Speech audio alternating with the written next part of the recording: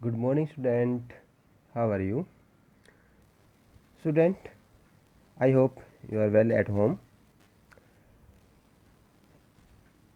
Last जो हमारी video थी उस वीडियो के अंदर हमने किया था कि जो अर्थ का जो इनर जो पार्ट है उस पार्ट को हमने कौन कौन से स्फीयर में जो है डिवाइड किया। उसके अंदर जो हमारा टॉपिक था उसमें हमने किया था क्रस्ट और मेटल। आज जो है हम करेंगे कोर। कोर जो है वो अर्थ का सबसे इनर पार्ट है और ये सबसे डीप है। यहाँ ये कहता है कि below the mantle at the depth of about 2900 kilometres there is a layer called core which is located in the centre of earth in the form of a sphere with a radius to about 3500 kilometres. बच्चों ये कहता है कि जैसे ये metal के जो area है वो एरिया कि जैसे ख़त्म होगा हमारा जो है कोर जो स्टार्ट है वो हो जाएगा। वो 2900 किलोमीटर जो है वो डीप जो है लेयर है और ये जो है बिल्कुल अर्थ के जो है सेंटर के अंदर आता है और 3500 किलोमीटर तक जो है ये डीप रहता है। It is composed mainly of metal. Heavy metal in particular are found in the core with the abundance of nickel and iron। यहाँ पर कहता है कि जो अर्थ का कोर है वहाँ पर जो है निकल और आयरन जो कि दोनों काफ़ी हैवी जो है वो मेटल है, ये दोनों जो है वहाँ पर मिलते हैं। So it is also known as NiFe, इसलिए इनको जो है ना निफ जो है वो बोलते हैं। Due to heavy external pressure and internal heat, यहाँ पर कहता है कि जो कोर है वहाँ पर जो है बहुत ज़्यादा एक्सटर्नल जो प्रेशर रहता है और एक्सटर्नल ही टेम्परेचर रहता है इस पार्ट के अंदर। The temperature of this layer is estimated to be 5000 degree Celsius. देखो बच्चों क्या कहता है कि इस अर्थ के जो इनर पार्ट है वहाँ पर जो है जो तापमान जो टेम्परेचर है वो नियर अबाउट 5000 डिग्री सेल्सियस जो है वो पाया जाता है। यह कहता है आगे no substance can remain in a solid state at the high temperature, evidently it is totally fluid but due to external pressure the fluid substance behave like a solid. देखो बच्चों कितनी अच्छी बात और ये कर रहा है। यहाँ पर कहता है कि इतना जो टेम्परेचर हाई है, टेम्परेचर कितना हाई है अपना 5000 डिग्री सेल्सियस। इतने हाई टेम्परेचर के ऊपर, इतने हाई टेम्परेचर के ऊपर कोई भी सॉलिड है वो सॉलिड फॉर्म के अंदर नहीं रह सकता। सिंपल सी बात है, वो लिक्विड बनेगा। बट प्रेशर इतना ज़्यादा है कि जो फ्लूइड है, जो लिक्विड है, वो लिक्विड ऐसा बिहेव नहीं करेगा, वो बिहेव करेगा एज ए लाइक सॉलिड।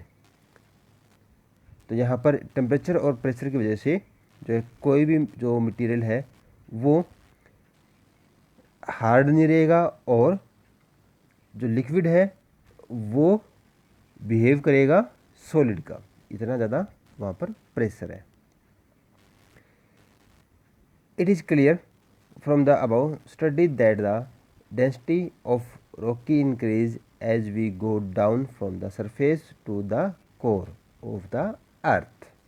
बच्चों ये जब हमने तीनों जो पार्ट्स पढ़े हैं वो पढ़ने के बाद जो रिजल्ट निकल रहा है वो ये कहता है कि जितने भी जो रॉकीज़ है उसके अंदर डेंसिटी जो है वो इंक्रीज होती है जैसे जैसे हम अर्थ के सरफेस से अर्थ कोर की तरफ जाएंगे।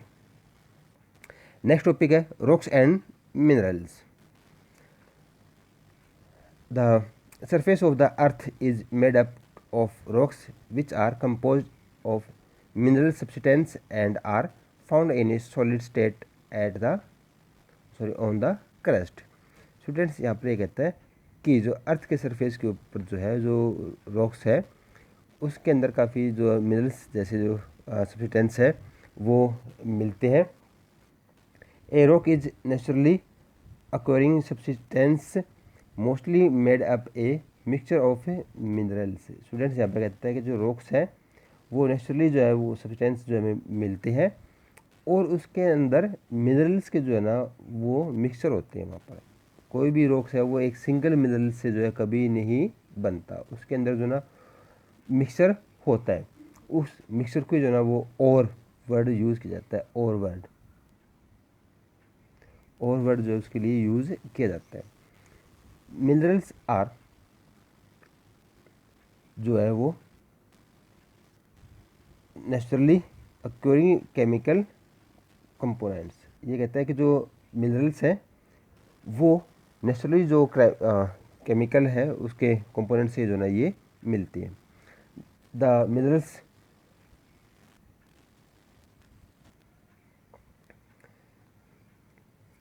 Minerals feldspar and quartz are the common concentrations of rocks. बच्चों यहाँ पर ये कहता है कि जो मिनरल्स हैं उनके अंदर कॉमनली जो है ना वो जो अपने फेल्डस्पेयर एंड जो क्वार्टर्स है वो उसमें इजीली मिल जाते हैं। There are thousand of minerals but most of the rocks are made up of only few of the specific minerals. यहाँ पर कहता है कि जो मिनरल्स जो है ना वो हज़ारों की संख्या में जो है वो पाए जाते हैं रॉक्स के अंदर, बट उसके अंदर कुछ ही एक स्पेसिफिक मिनरल्स ही जो है ना वो कुछ ही मात्रा में जो है वो पाए जाते हैं। Minerals of the silicate groups are found in abundance of the surface of the earth. The extract metals and non metals form minerals। यहाँ पर कहता है कि अर्थ पर जो ना सिलिकेट ग्रुप जो है काफ़ी ज़्यादा मात्रा में जो है वो पाया जाता है, और जो मिनरल्स हैं वो दो तरह के होते हैं, एक होता है मेटल्स और दूसरा होता है non metals. Rocks contain a mixture of minerals and the extraction of chemical elements from them make them uneconomical. ये कहता है कि अगर जो मिनरल्स है उनका जो कंटेंट मिक्सचर जो हो रहा है, अगर हम उससे केमिकल जो एलिमेंट्स को अगर अच्छे से जानेंगे तो है उसका बेनिफिट, अदरवाइज जो है ना वो हमारे लिए एक अनइकोनॉमिकल जो है ना वो माना जाता है। In such rocks are use for other purpose like building house and road construction. ये कहते हैं कि जो मिनरल्स है वो हमारे डिफरेंट पर्पज़ से जो ना हम उसको यूज़ कर सकते हैं, लाइक बिल्डिंग है, हाउस है एंड रोड कंस्ट्रक्शन है। Metal like iron, copper, gold etcetera are obtained from metallic ores where substance like mica, carbon, sulphur etcetera are obtained from non metallic minerals. बच्चों यहाँ पर जो मेटल्स हैं उनको दो पार्ट्स में डिवाइड किया गया है। जो मिनरल्स है एक मेटल्स और दूसरा नॉन मेटेलिक। जो मेटल्स है उसके अंदर आयरन, कॉपर, गोल्ड जैसे जो मिनरल्स हैं वो हमारे मेटल्स होते हैं, और जिसके अंदर मेटल्स की जो क्वांटिटी नहीं होती उसको नॉन मेटेलिक बोलते हैं, जैसे माइका है, कार्बन है, सल्फर है, ये सब जो मिनरल्स हैं वो नॉन मेटेलिक मिनरल्स हैं। On the base of their formation rocks have been divided into the flow three main characterize. बच्चों यहाँ पर कहता है कि जो मिनरल्स हैं जो बनते हैं उसके आधार पर जो है उनको हमने डिवाइड किया है, वो भी कितने कैटेगरीज के अंदर, थ्री कैटेगरीज के अंदर जो है उनको हमने डिवाइड किया है। पहला है इग्नेस रॉक्स, सेकंड है सेडिमेंट्री रॉक्स, थर्ड जो है मेटामॉर्फिक रॉक्स। इसमें जो इग्नेस रॉक्स है उसके बारे में हम अब पढ़ रहे हैं। Igneous rocks are also known as primary rocks. ये कहता है कि जो इग्नेस रॉक्स है वो हमारे जो है प्राइमरी भी सबसे पहले जो ना ये रॉक्स ही बनते हैं, because they are believe to be the first rocks from the earth. आप तो यकीन नहीं करोगे, जो फर्स्ट जो रॉक्स है वो इन्हीं से ही बने हैं अपने अर्थ के ऊपर। All other rocks are ultimately derived from igneous rocks. उसके बाद कहता है कि जो दूसरे जो रॉक्स हैं वो इनके इग्नेस रॉक्स के बनने के बाद ही जो है वो बने हैं। They cover a large percentage of the earth crust. ये कहता है कि जो अर्थ क्रस्ट को जो सबसे ज़्यादा जो है ना इसी रॉक्स ने जो है ना या इग्निस रॉक ने जो है ना इसको कवर किया हुआ है। Before the formation of the crust earth was in molten state. ये कहता है कि क्रस्ट जो बना है अपना लेयर, उससे पहले अर्थ जो थी वो क्या थी, एक मोल्टन स्टेट के अंदर की, एक जो ना गर्म, काफ़ी गर्म जो थी वो एक ये रॉक थी, और धीरे धीरे जो ना ये लेयर जो है वो ठंडी होती गई। उसके बाद कहता है it is upper layer cooled and become the surface of the earth which give rise to these rock. कहता है कि जो अर्थ का स्टार्टिंग जो बनी थी, इसका टेम्परेचर जो है ना वो काफ़ी हाई था अपर क्रस्ट का, और जैसे जैसे जो टाइम पास होता गया ये जो अपर लेयर है वो कोल्ड हो गई, ठंडी होती गई, और उसके साथ ही जो है ना जो हमारे इग्निस रॉक्स हैं वो राइज होते चले गए। This rock continue to be formed even today. और आज जो हमें ये इस फॉर्म के अंदर जो है ये हमें मिल रहे हैं। Molten materials in the interior of the earth is known as magma. Students, जो मोल्टन जो मटेरियल है अर्थ के जो इनर पार्ट है उस पार्ट के अंदर जो है ये अभी मिलता है, बट वहाँ इसका नेम जो है वो मैग्मा बोलते हैं। When it comes out of the cracks through volcanoes it is called lava. जैसे ही ये जो क्रैक्स हैं उनसे होते हुए जो ना ये बाहर निकलते हैं तो उसको जो वोल्केनोज जो है वो बोलते हैं, और उससे जो निकलने वाला जो मैग्मा है उस मैग्मे को जो है अर्थ सरफेस पर आने के बाद जो है लावा बोलते हैं। बच्चों, इन दोनों में मैग्मा और जो हमारा लावा है इनमें जो मेन जो डिफरेंट है वो ये है कि जो मैग्मा है वो अर्थ सरफेस के अंदर पाई जाती है, उसके साथ जो है वाटर वेपर और अदर्स जो गैसेज है वो भी इसके अंदर इंक्लूड होती है। बट जैसे ही मैग्मा अर्थ सरफेस के ऊपर आता है तो वो लावा के अंदर चेंज हो जाता है। इसका रीज़न ये है कि मैग्मा के अंदर जो वाटर वेपर है या अदर्स जो स्टोन है या गैसेज है वो हमारे सर्फ एटमॉस्फेयर के अंदर जो चली जाती है, और पीछे जो लिक्विड जो पार्ट बच जाता है उसको हम बोलते हैं lava. On cooling this lava form igneous rocks. जैसे ही वो लावा जो ठंडा होता है वो इग्नेस रॉक्स के अंदर जो वो चेंज हो जाता है। When igneous rocks are formed on the surface of the earth, they are called extractive igneous rocks। ये कहता है कि जब इग्नेस जो रॉक्स है वो सरफेस पर आकर जो है अर्थ के ऊपर जो बनता है उसको जो है एक्सट्रैक्टिव इग्नेस रॉक से बोलते हैं।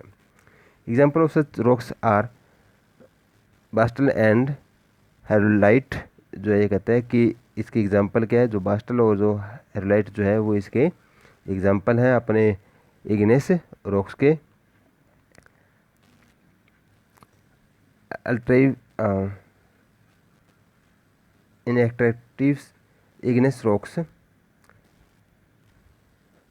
Are those igneous rocks that solidify beneath the earth surface। Granite and gabbro are example of such rocks. उसके बाद कहता है कि जैसे जो ये इग्नेस रॉक्स है ये जब उसके अंदर जो चेंजेस आ जाते हैं तो ये बदलने लग जाते हैं, और ग्रेनाइट या गैब्रो जैसे जो रॉक्स हैं वो इसके एग्जाम्पल हैं।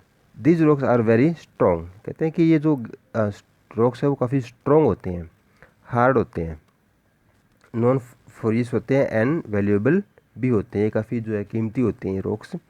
Igneous rocks never contain fossil and are rarely layered, they have a crystalline structure.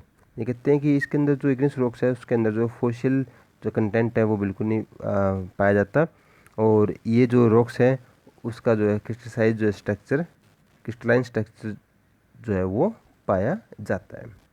उसके बाद हमारे sedimentary rocks. The igneous rocks were broken down into small fragments due to the action of flowing rivers. Students, जो sedimentary rocks हैं वो क्या करता है कि जो इग्नेस जो रॉक्स हैं उनको जो है ना वो काफ़ी स्मॉल साइज़ के अंदर जो है वो उसको तोड़ता रहता है, और यानी कि वो इग्नेस रॉक्स को जो है रिवर्स इरोजन एक्टिविटी से जो है ना उसको जो है उसको कट करती रहती है। इसके अंदर जो है विंड्स एंड सी भी जो है ना, सी वेव्स, ये भी जो है उसको इरोजन करती रहती है। This small broken rock species उसको बिल्कुल बारीक बारीक जो है कणों के अंदर जो वो तोड़ती है।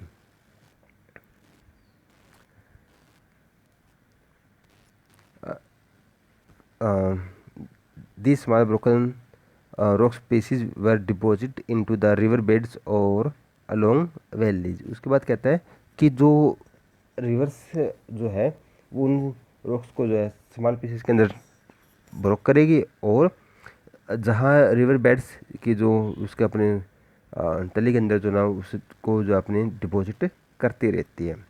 The deposit of sediment gradually accumulate into layers in due course of time. These layers were compressed and commented to form stratified rocks called the sedimentary rocks. Some example of the sedimentary rocks are sandstone, shale and gravel. Sometimes fossil of plants and animals can also be found in the sedimentary rocks.